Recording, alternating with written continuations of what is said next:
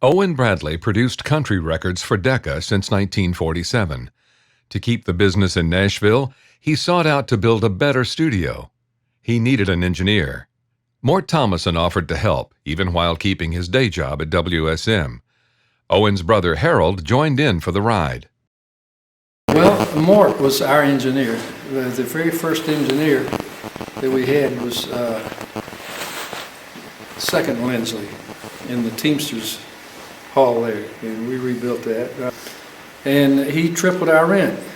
He went from $25 a month to $75, and that insulted us highly. So we moved over near the Pancake Pantry up across the street up there. And Mort was still with us. And there's a picture of Mort and I and a couple other people laying the Brico blocks in that studio. Pat Boone recorded in that studio, his first stuff there. And I think Kitty Wells recorded some stuff in Red Foley. I think all of that time it was Mort. I think those two studios. The first two studios didn't live up to Owen's expectations, so they bought a house on 16th Avenue in 1955. They took out the first floor and used the expanded basement as the studio. The control room was in the kitchen, and the bathroom was transformed into an echo chamber. Mort needed help with this heavy workload, so he brought in a buddy from WSM, Jimmy Lockert. Harold tells about Mort recording Bebop Alula in that basement studio. Mort, our engineer, is having a problem because he can't get any isolation on the vocal. And so we're feeling kind of bad with the studio owners, and we got a problem.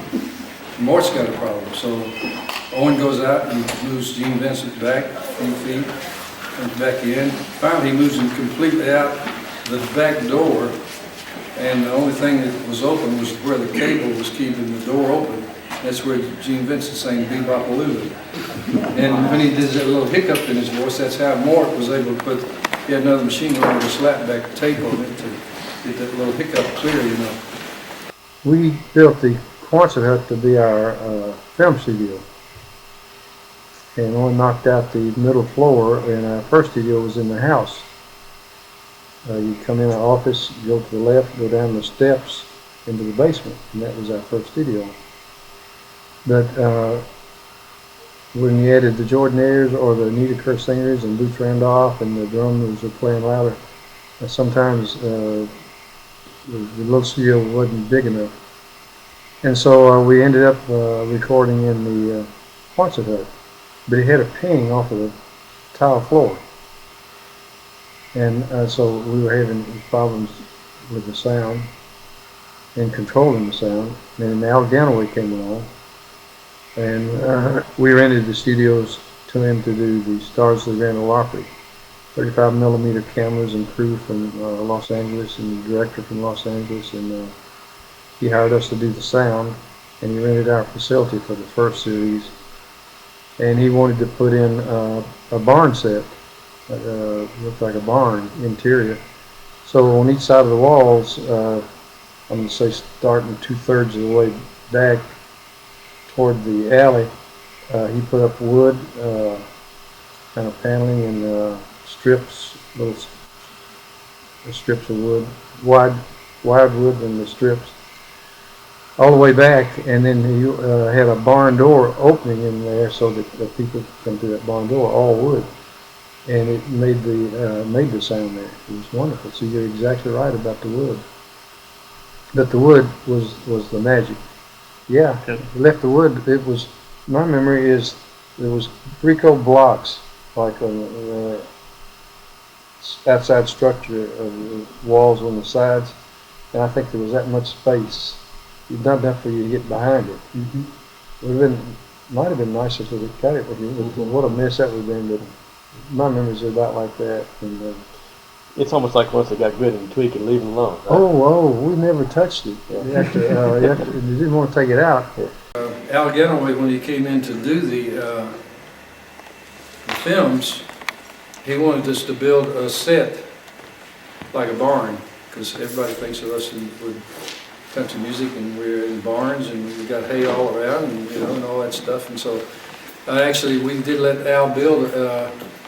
It started, I guess, right over where that wiring is over there. Some wood, and I don't know, maybe 24 inches out from the wall, all the way down this way. Wood, and it had little strips. And then this was like where the end of the barn, and people come out through the barn doors, you know. And so that was the magic thing that gave it the sound. It just evened out the sound. One place back there was tile floor, then you had a rug, then it was tile floor, then another rug and tile floor.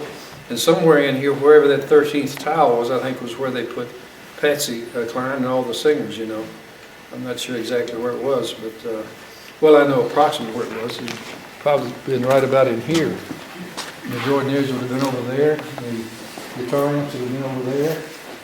And the shed house is eventually that he built over there for the drums was there. The bass was in the corner. Piano was right over here. And then I was right, my back was right to the, used to be a door back there in a little room. Right where that stairway is. Kind of a bunch of wood with angles and all stuff up in the ceiling up here to deflect the sound. And he said that now everybody's doing that. Well, he and Mort, the engineer, when we started in the small studio, they would trap the bass in the corners by putting all the big curtains that they could, you know, to stop it from rumbling around. But he put that weird wood up in there, and it diffused the sound of whatever it did, whatever he thought it was doing, and evidently it did it. This place is magic because your instrument felt really good to you. You have to remember that we didn't have headphones. We could actually hear each other playing, and we could hear Patsy singing or whoever was singing here, and it just had a great feel, and your instrument sounded good to you. And as opposed to some places where they make it really dead and they try to do it through the board, you know, it just had a natural enhanced sound. And the wood seemed to even it out an awful lot. I really don't. I don't know how to design studios. I don't know. Owen didn't know either, except that he went by ear. And, you know, he just had a great ear for what was wrong and was going to fix it some way, you know. Mort was very serious about his microphone placement. Ray Edenton used that as an opportunity to toy with Mort. He would move his guitar mic just a little bit to rile Mort. Dear old Mort Thomasson, he was the jewel. He was a good engineer, but he was cranky. You had to do things Mort's way. Oh, you didn't do it. What, was he kind of in charge of the sessions? No, or, no. Or he just he thought was in charge of that control room. That's what he was in and he charge was not going of. to let anybody. You didn't mess with what he wanted. I remember one time we was doing a session and this guy kept going to Mort and saying, going into the guy that was doing the session. He was a producer and a musician on the same time. He went in the control room and said, Mort, you haven't got this on, you haven't got that on. And then he said, well, tell him to run the song down. So we ran the song down, and Mort twisted all them knobs and pulled them down. That's when they had the sliders. Pulled them all down. Now that sounds good. You open the door and start to go back out to the control room, and Mort took his arm and pulled every one of those levers back to zero and started from scratch. So he didn't want nobody telling him. Wasn't nobody going to tell him. They'd have an engineer for 2 weeks and they'd work, have it just set up just right, and then Mort come in and they'll change the whole thing. Oh, they got into a big argument, and he picked up a chair and threw it out in the audience. There's nobody there, but I mean, I playing among a bunch of chairs out there. We love Mort. Believe me, if he was here, I couldn't do enough for him to tell him what a great job he did. Mort used his charm, along with some psychology. Mort was one of those old school guys. He'd show up about 5 minutes before the session, sling some mics around, and scare you absolutely to death on the first playback. That's how good he was. And I was talking to Mort one day, and he told me this story. He said, we had a 2 o'clock with Patsy Cline. This was at the original Bradley studio on 16th, before the Quonset became a recording studio. It was a film studio. And he said, Patsy was 45 minutes late. he said, I had a railing on it, so I was just hanging on that railing. And she hit the studio, and Owen hit the talk back. And it was like two drunk sailors on a Saturday night. They had cussed each other out big time. And she says, I'm out recording for you blankety blanks. I'm leaving, and hit the door. She's going up through there. Mort hollered at her, said, hey, where are you going? She said, they made me mad. I'll not record for them today. She said, well, you can't leave. He said, why?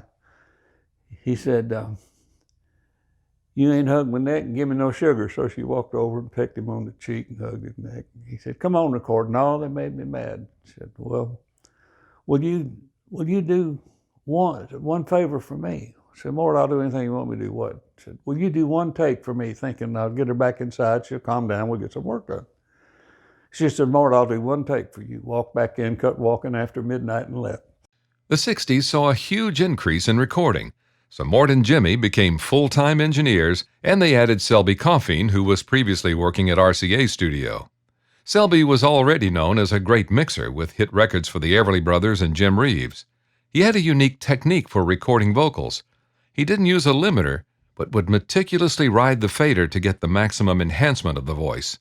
This worked especially well on Jim Reeves' baritone voice.